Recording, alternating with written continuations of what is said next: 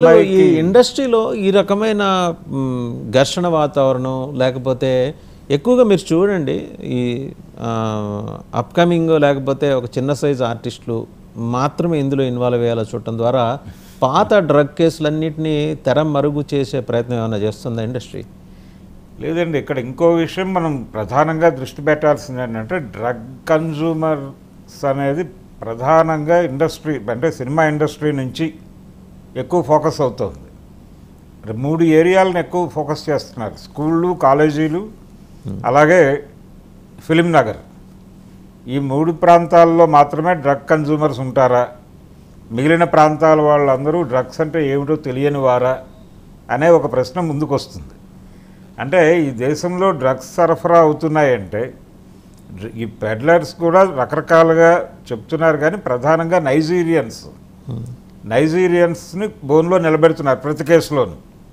అంటే Nigerians drugs సరఫరా చేస్తారు. ఫిలిం నగర్లో ఉండేటువంటి సినిమా పర్సనాలిటీసు, అలాగే స్కూళ్ళు, కాలేజీల్లో ఉండేటువంటి విద్యార్థులు, యూనివర్సిటీలో ఉన్నటువంటి విద్యార్థులు మాత్రమే కన్జ్యూమ్ చేస్తారు అనేది ఒక నేరేటివ్ని బిల్డప్ చేసి సమాజం ముందు పెట్టేశారు. దాన్ని దాటి మీకు ఇతర ఏరియాల్లో ఉన్నటువంటి వాళ్ళు ఎవరు కూడా డ్రగ్స్ కేసులో నమోదు కావడం లేదు. అంటే దీని వెనకాల ఒక కాన్స్పిరసీ ఉందనేది అర్థమవుతుంది. వీటినే ఎందుకు ఒక్కటే కాకుండా కొంత వాస్తవం కూడా ఇక్కడ మనం గమనించాలి. మీకు తెలియంది కాదు, ఫిలిం నగర్ వెనకాల వచ్చే టోలీచౌక్ ఏరియాలో అచ్చంగా ఒక కాలనీ ఉంది. ఆ కాలనీలో కేవలం నైజీరియన్స్కి మాత్రమే అద్దెకిస్తుంటారు. వాళ్ళకి వేరే చోట్ల ఇల్లు అద్దెకి దొరకవు.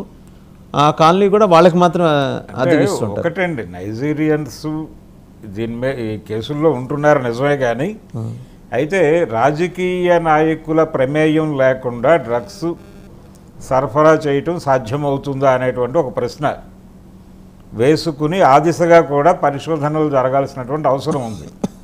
అంటే మనకి ఎయిర్పోర్టులో ఇప్పుడు ఆంధ్రప్రదేశ్కి చెందినటువంటి ఒక పోర్టులో దాదాపు 4 కంటైనర్ల డ్రగ్స్ దొరికాయని చెప్పి ఒక 3 ఏళ్ల క్రితం ఒక వార్త వచ్చింది. ఆ తర్వాత దాన్ని ఫాలో అప్ లేదు. అవి ఏమైపోయినాయో తెలియదు, అవి ఎక్కడికి వెళ్ళినాయో తెలియదు. అవి ఇన్ఫ్యాక్ట్ అవి అక్కడ షిప్ ఎక్కడో లంగర్ అయితే అక్కడి నుంచి చిన్న చిన్న బోట్లు తీసుకొస్తుంటే అవి సమాచారం తెలిసి ఆ బోట్లలో తగలబెట్టారనేది ఒక వార్త. చేరినాయి అనేది కూడా వార్త వచ్చేసింది. ఫాలో అప్ తగలబెట్టినట్టుగా చూపించి వేరే మార్గంలో మళ్లించారనేది కూడా ఇంకొక వార్త. అదే అంటే అవి ఏమైపోయినాయి, అవన్నీ సమాజంలోకి ఎలా రవాణా అయినాయి, ఏదో ఒక పొలిటికల్ ఇన్ఫ్లుయెన్స్ లేకుండా, రాజకీయ సంబంధం లేకుండా ఇది సాధ్యమవుతుందా సమాజంలో అనేది ఒకటి పరిశీలించాల్సిన విషయం. ఆ ఏరియాకి వెళ్ళటం లేదు. దీన్ని కేవలం నైజీరియన్స్కి, ఫిలిం పర్సనాలిటీస్కి, విద్యా సంస్థలకి కుదించటం ద్వారా దీని వెనకాల ఉన్నటువంటి బిగ్గర్ ఏరియాని ఎవరికి కనిపించకుండా చేస్తున్నారు అనేది ఎగ్జాక్ట్లీ సార్. అంటే మీరు అన్నట్టు ఆ 3 ఏరియాస్కి కన్ఫైన్ చేయడం ద్వారా మిగిలిన ప్రపంచంలో ఎక్కడ జరుగుతుందో మిగిలిన ప్రపంచం అంతా చాలా పవిత్రమైనది, ఇవి మాత్రమే అపవిత్రమైనవి అని చెప్పే ప్రయత్నం జరుగుతోంది. ఆ నేరేటివ్ని బిల్డ్ చేయటం ద్వారా ఇది ప్రమాదం. సమాజం మొత్తంలో స్ట్రెస్ అనేది చాలా ఏరియాలో. ఈ కేసుని సార్ ట్రయాంగులర్ లవ్ స్టోరీ లాగా చూడాలా, లేకపోతే డ్రగ్స్ వ్యవహారం లాగా చూడాలా?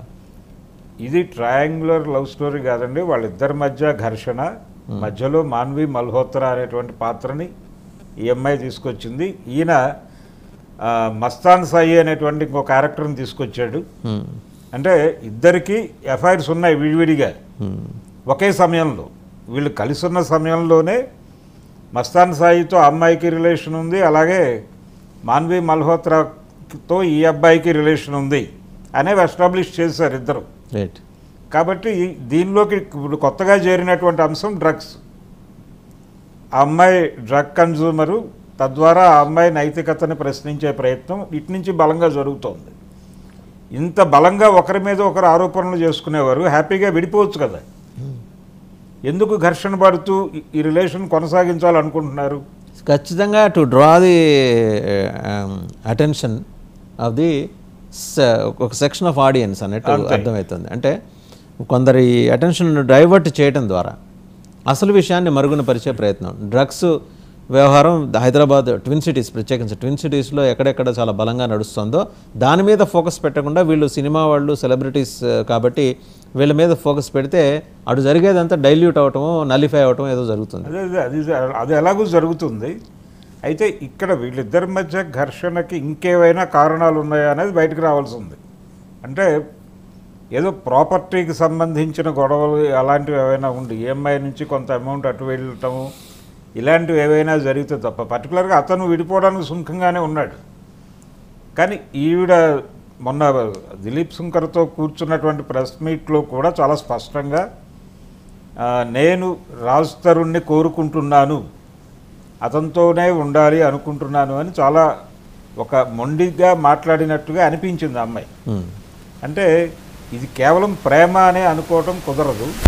ఎందుకంటే అతని మీద ఎంఐ ఆరోపణలు చేసింది, ఎంఐ మీద అతను ఆరోపణలు చేశారు. పైగా ఎఫ్ఐఆర్ కాపీ గుంటూరులో గుంటూరు పట్టాభిపురం పోలీస్ స్టేషన్లో ఈ అమ్మాయికి మస్తాన్ సాయికి మధ్య గుంటూరులో ఒక హోటల్లో జరిగిన గొడవకు సంబంధించి నమోదైనటువంటి ఒక ఎఫ్ఐఆర్ కాపీ కూడా ఇప్పుడు సర్క్యులేషన్లో ఉంది.